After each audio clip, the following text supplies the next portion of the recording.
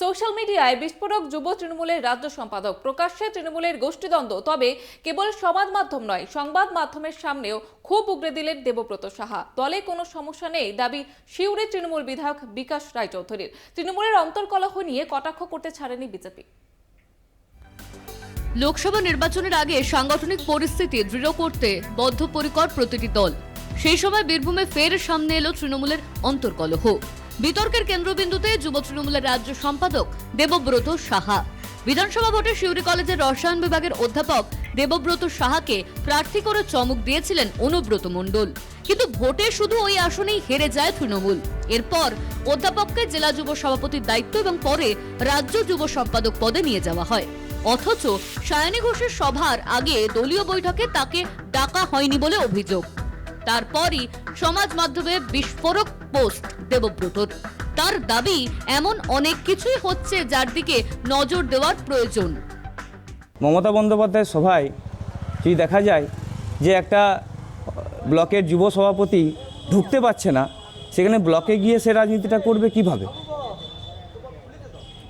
আমার মনে হয় এটা একটু শুধরানোর সময় এসেছে, এটা একটু শুধরালে ভালো হয়।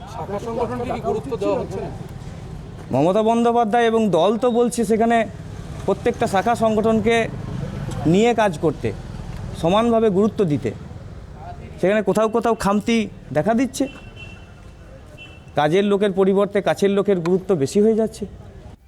যদিও দলের ভিতর কোনো সমস্যার কথা স্বীকার করেনি তৃণমূল বিধায়ক তথা জেলা কোর কমিটির সদস্য বিকাশ রায়চৌধুরী। দল বীরভূম জেলায় সঠিকভাবেই চলছে, সঠিকভাবেই পথ দেখাচ্ছে, দিশা দেখাচ্ছে। কর্মীদের উচ্ছ্বাস আপনারা নিজেরা দেখতে পাচ্ছেন।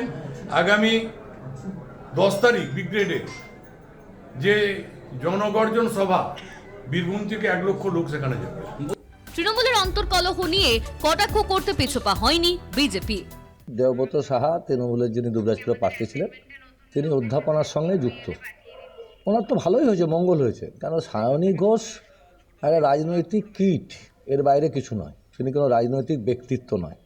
তো যদি না ডেকে থাকে, আমার মনে হয় দেবব্রত সাহার মঙ্গলই হয়েছে।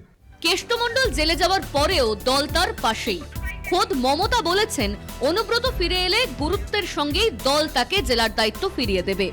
দলনেত্রী কোর কমিটিও গড়ে দিয়েছেন। 2টি বিধানসভার দায়িত্ব ছাড়া কোর কমিটিতে ঠাঁই পাননি কাজল শেখ। জেলায় কেষ্ট কাজল ঠান্ডা লড়াইয়ের কথা সর্বজন বিদিত।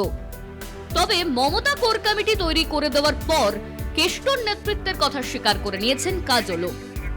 দলনেত্রীর স্পষ্ট বার্তা, কাঁধে কাঁধ মিলিয়ে লড়তে হবে। এই পরিস্থিতিতে যুব তৃণমূলের রাজ্য সম্পাদকের বিস্ফোরণে চাপ আরও বাড়ল। বীরভূম থেকে ঋতভাস চট্টোপাধ্যায়ের রিপোর্ট, কলকাতা টিভি।